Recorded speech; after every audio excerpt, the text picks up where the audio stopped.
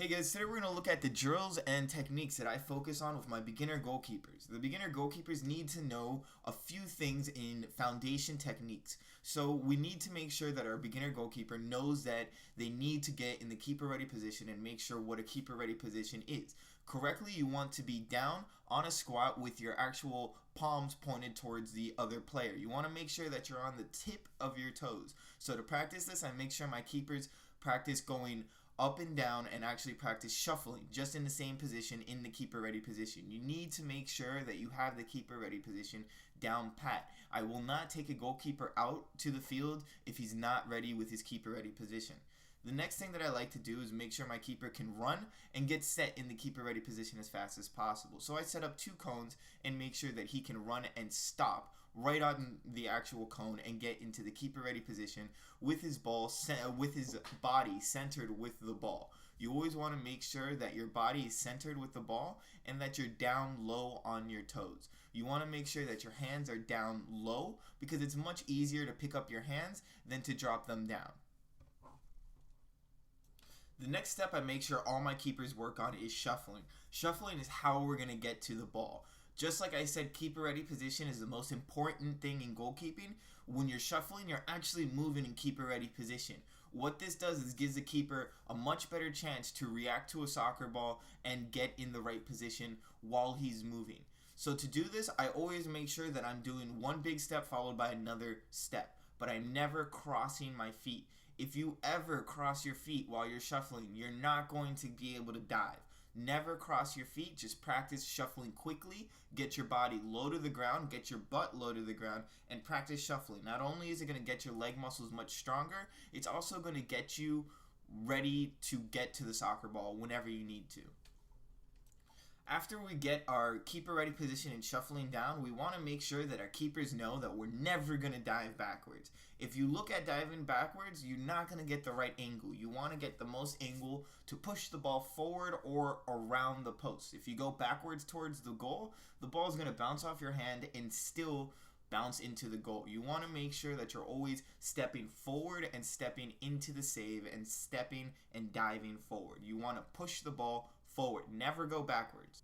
So after my keeper has learned this and understood this, I make him do a quick step into the ball. I just want them to get used to stepping forward. Just quickly shuffle your legs and step forward as if you were going into a full-fledged dive. You just want to practice getting used to stepping into the soccer ball. You really want to make sure that you can step into that ball.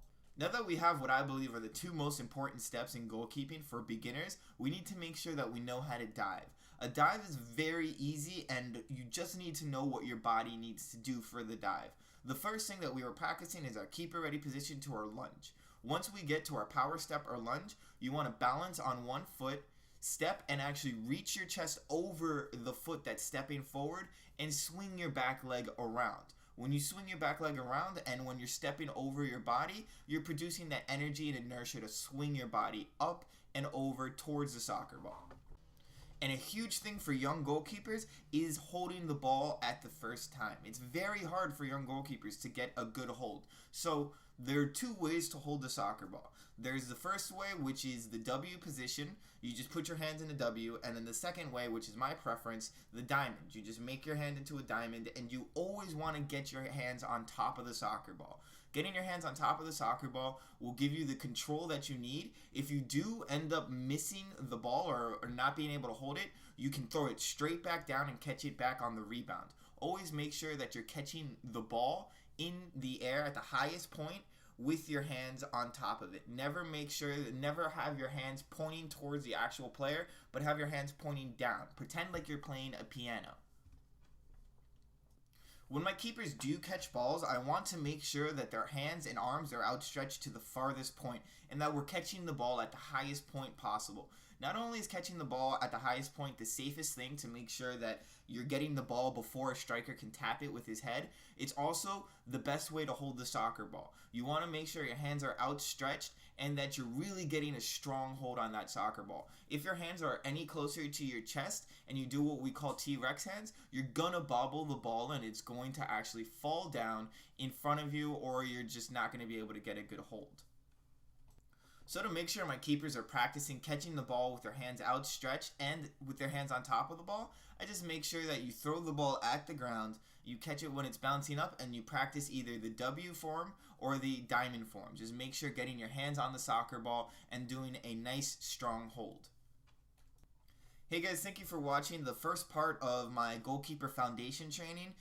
This is all about beginner goalkeepers, so if you're training a young goalkeeper that's just starting out, this is what you want to show them. This is what you want to pay attention to. It's all about foundation and technique. Make sure you start with foundation and technique. Reflexes and the big saves come with practice after, but make sure we always start with a good foundation of soccer and of goalkeeping. Technical goalkeeping is the best goalkeeping.